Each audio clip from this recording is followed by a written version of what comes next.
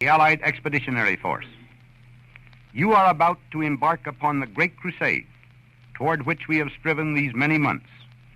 The eyes of the world are upon you. The hopes and prayers of liberty-loving people everywhere march with you. In company with our brave allies and brothers in arms on other fronts, you will bring about the destruction of the German war machine, the elimination of Nazi tyranny over the oppressed peoples of Europe, and security for ourselves in a free world. Your task will not be an easy one. Your enemy is well-trained, well-equipped, and battle-hardened. He will fight savagely. But this is the year 1944. Much has happened since the Nazi triumphs of 1940-41. The United Nations have inflicted upon the Germans great defeats in open battle, man to man. Our air offensive has seriously reduced their strength in the air and their capacity to wage war on the ground. Our home fronts have given us an overwhelming superiority in weapons and munitions of war, and placed at our disposal great reserves of trained fighting men. The tide has turned. The free men of the world are marching together to victory. I have full confidence in your courage, devotion to duty, and skill in battle. We will accept nothing less than full victory. Good luck, and let us all beseech the blessing of Almighty God upon this great and noble undertaking.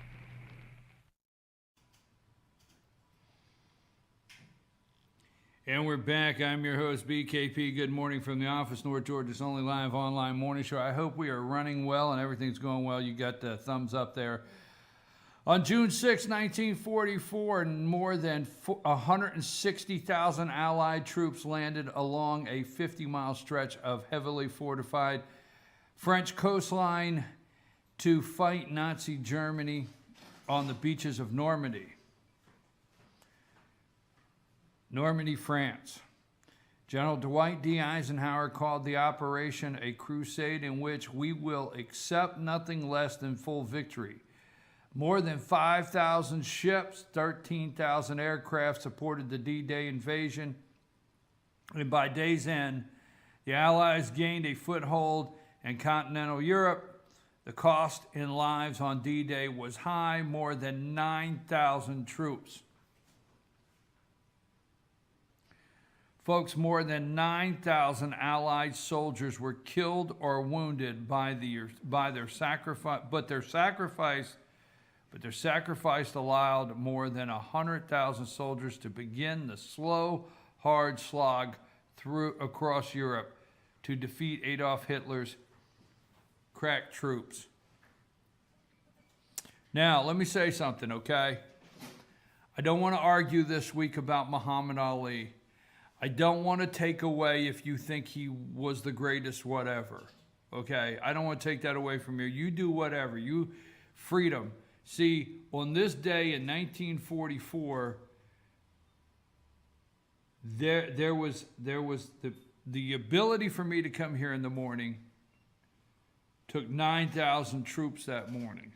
9,000 soldiers died. So I don't want to get into an argument on what you think of Muhammad Ali, what you don't think of Muhammad Ali. If you think, what I like today is how he is reconciled. America is reconciled because of Muhammad Ali. I don't understand that. I really don't myself. But I am going to be straight with you this morning. 9,000 men that approached that beach that day would have rather have been in a boxing ring probably, fighting for millions of dollars to live in a mansion.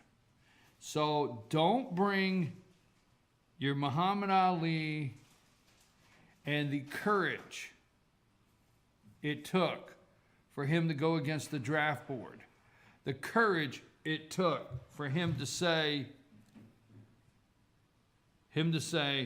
I will die before I go against my religion.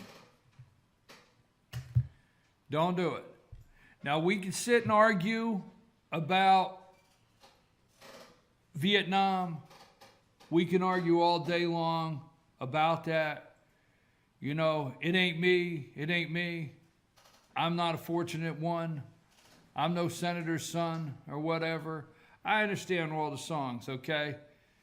10 soldiers and Nixon's coming, 4 dead in Ohio, Kent State. I understand, okay? I understand, all right?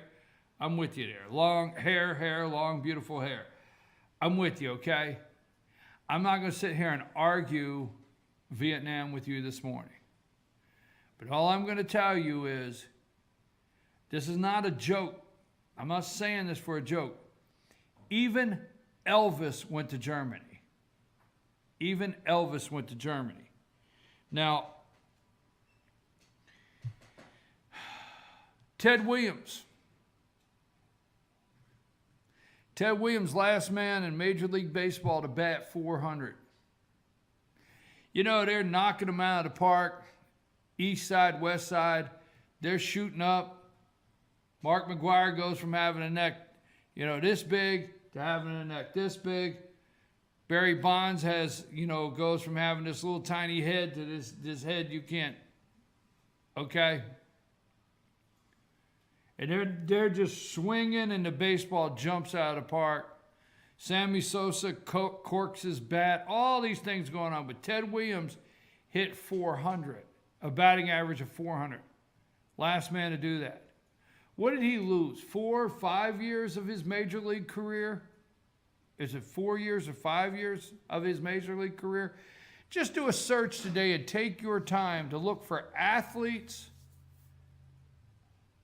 or popular people that took a break during their career of fame and fortune to serve in the military. So I don't want you upset with me. I'm asking you not to be upset with me.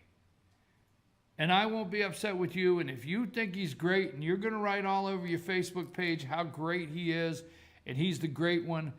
And, I think, I said to myself, I'm not going to get upset because it's just not worthy of getting upset.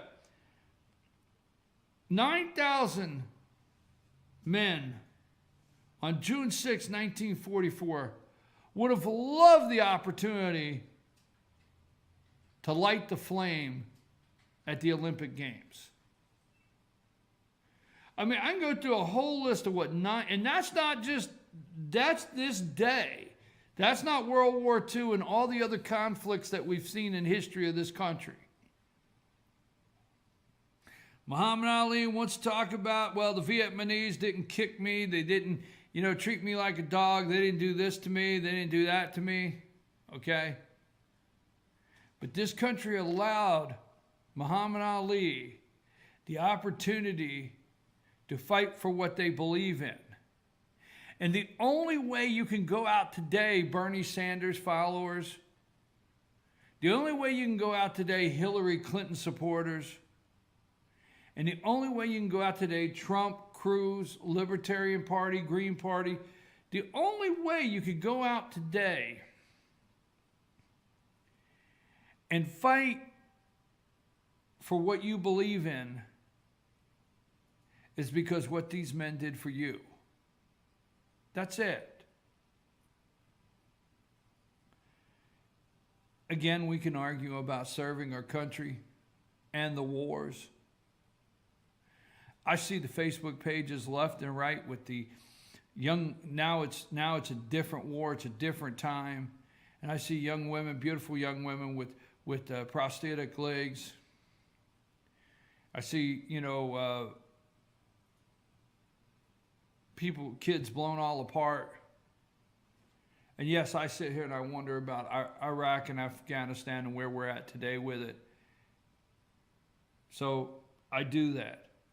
But let me tell you something. Don't sell me and I won't sell you on Muhammad Ali as a hero, the greatest. This is my time, folks.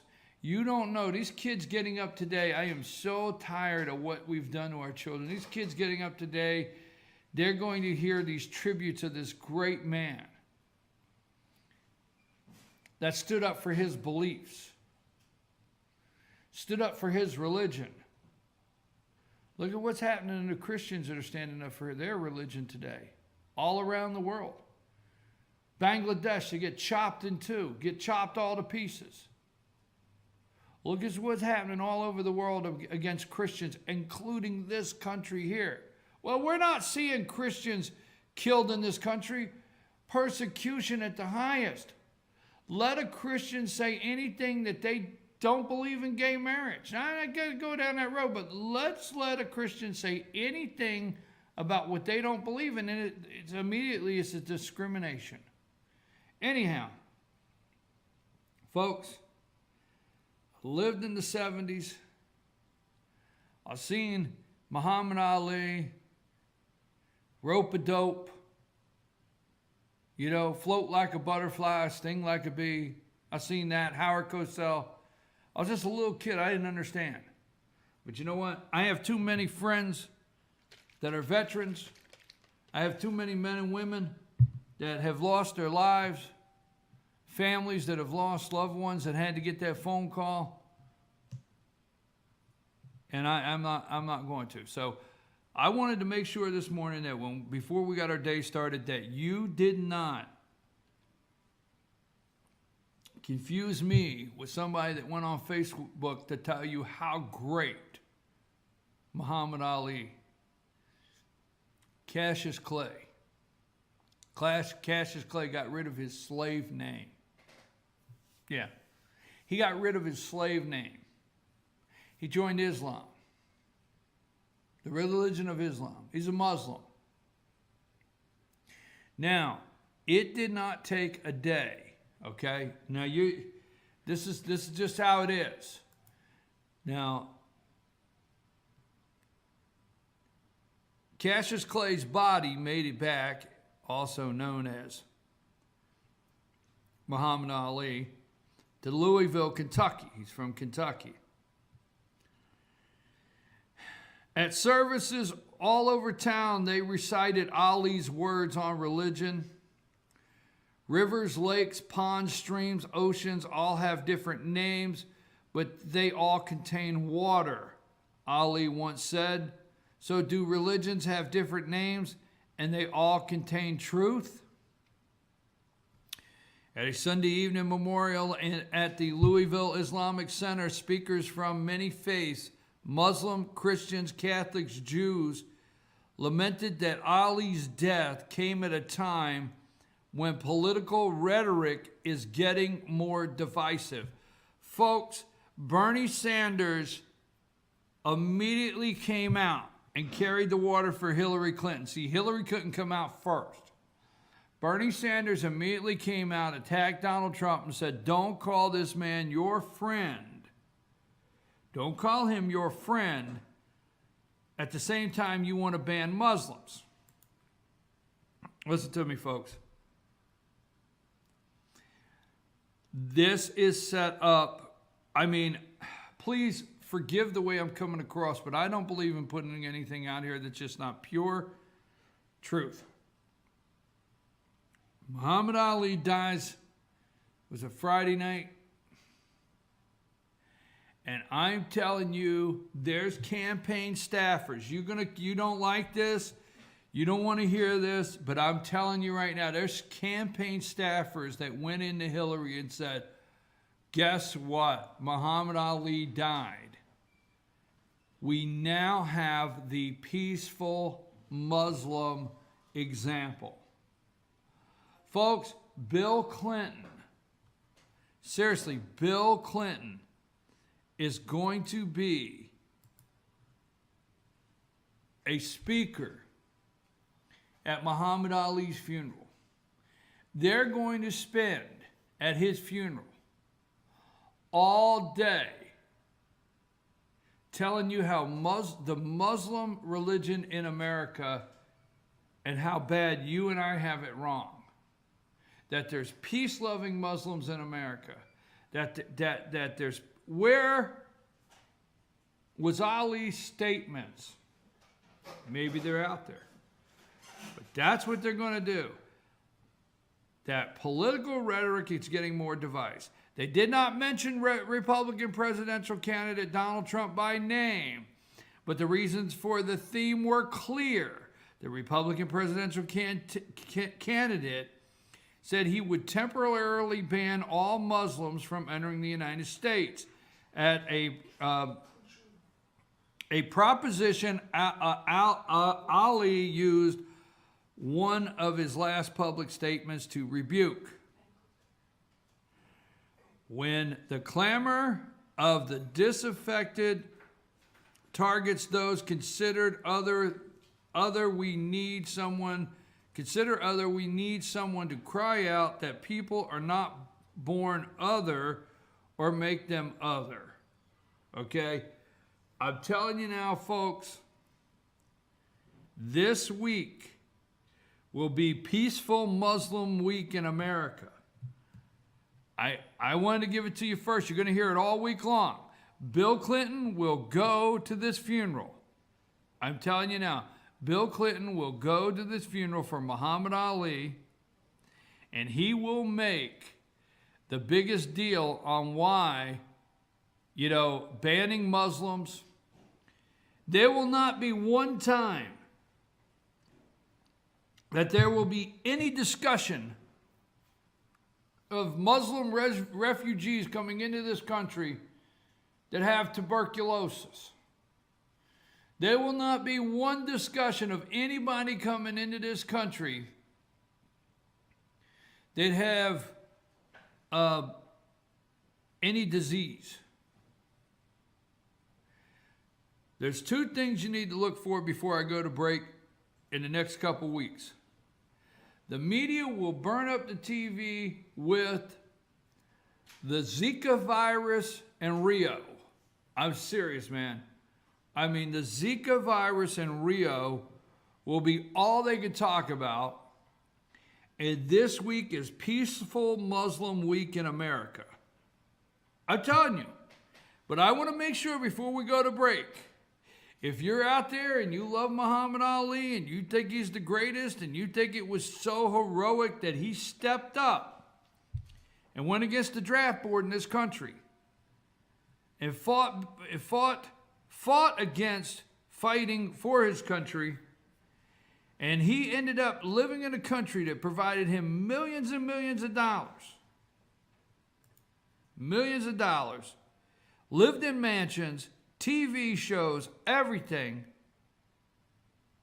9,000 people, let's not forget, on June 6, 1944, more than 160,000 kids, okay? More than 9,000 Allied soldiers were killed on that day. And I'm just telling you right now, I'm not saying it for a joke, even Elvis took a break when the military said, you got to go to Germany, young man, okay? So don't put me in the list of Ali, the greatest, Ali's a champion, Ali's this. I know 9,000 kids on one day alone that would have loved to light the Olympic torch. 9,000 kids on one day alone that would have loved the opportunity to get in the ring, to live in a mansion, to be back here in this country. Just living out in the suburbs with a wife and kids. 2 kids, right? That's the average. Folks, I'm your host, BKP. North Georgia's only live online morning show. We'll talk more about that later. There's a tell-all book about Hillary Clinton. I think it's going to be, it went to number 1 as soon as in the pre-sales. The pre-sales at Amazon already took this to number 1. Once the Drudge Report posted a breaking news on it, it went to number 1. And a couple other things we're going to go over. First of all, look, Trump University, it pales in comparison to what the Clinton Foundation and the Pay University, that Bill Clinton got $16 million. $16 million. I'll tell you about that later. I mean, these people have some nerve. But I just want to tell you, I watched all the morning shows. NBC dedicated the whole show to promoting Ali with Bob Costas and Bryant Gumbel, promoting Ali as the greatest humanitarian. Here's the quote I didn't like yesterday. I could not stand this. This really got me. Okay? The Olympics. This is Bob Costas. Now, just because Bob Costas learned all these adjectives, the guy just he rolls out adjectives and everybody thinks he's just so awesome, okay? But anyhow, they wanted to tell me yesterday the Olympics. 9,000 kids died on one day. I don't want to hear about the Olympics, okay? I don't want to hear about it. Reconciliation movement in America. The Olympics was the reconciliation movement in America when he lit that torch. Yeah, really? How many times have you seen a torch lit that freedom prevailed the next day? I'm your host, BKP. Good morning from the office, North Georgia's only live online morning show. Lonnie, take us to break.